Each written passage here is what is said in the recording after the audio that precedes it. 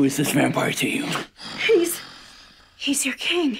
It was really interesting shooting that scene. In the script, it's described as a big knockout, drag out, and everything in the house gets smashed. And, it's really, a major thing, especially because they're both very powerful vampires. Eric especially, he's so old. These two vampires who would destroy the walls. I mean, everything would truly come down if they really had a fight, are in this sequence, but you can't wreck anything. Every single piece of furniture on the set is a one-of-a-kind piece because, of course, these are all found in, salvage yards to look like they come from that part of the world. It was challenging, and we really had to think about, first of all, the fight de-escalated from where we'd maybe pictured it originally. And then there was a decision that was made that, in fact, it wasn't so much about the fight. The fight wasn't that important in terms of the enjoyment of the show and the narrative significance of things. And it really became more about, the feelings and the emotions of it. If you ever loved me, you won't hurt him.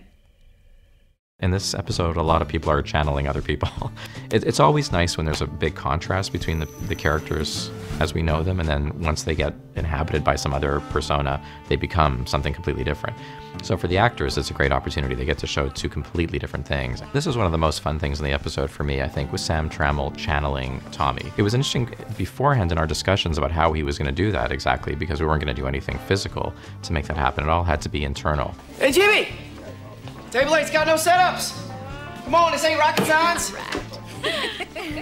It's a great acting challenge, I think, and Sam was so up to it, and we all enjoyed his performance so much. I mean, every time we did a take, as soon as we'd stop, everybody would burst out laughing because he actually captured Tommy so well. It was all the way through his body, just to even watch the way he moves or walks, and his walk is one of my favorite things that he's doing. It's so different than Sam Merlotte. I could tell that he'd spent a lot of time watching Tommy and sort of working on the voice and the body, and he really stepped up.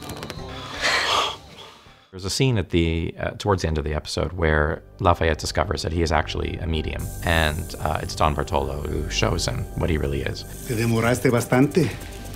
Pensé que se te olvidó todo lo que te enseñé. The whole sequence is very interesting, with Jesus getting bitten by a snake and Lafayette having to channel this character, Tio Luca, and that's how he ends up being able to cure Jesus. It was a great challenge, I think, for Nelson to take on this completely different persona and to speak Spanish, which is something that he doesn't do, in fact, and he worked really, really, really hard at it. It's really fun I think, to see Lafayette, who was so recognizable in his own way, kind of take on a completely different thing.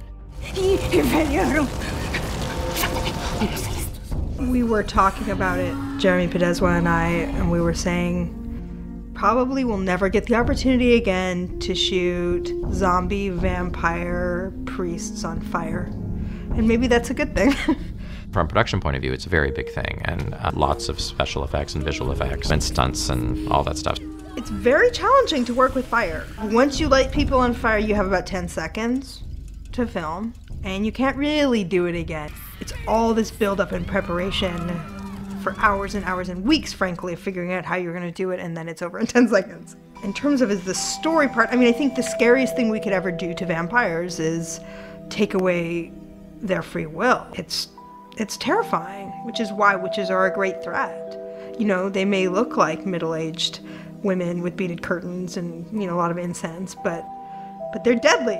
For Marnie, this sort of meek woman who's kind of, uncomfortable, deeply uncomfortable in her own skin and with her own purpose in the world, and suddenly she's embodied by this great force. It's, for that character, it's everything she's ever hoped or dreamed of, and I think Fiona's bringing that to the part. Fiona Shaw is just such an amazing actress.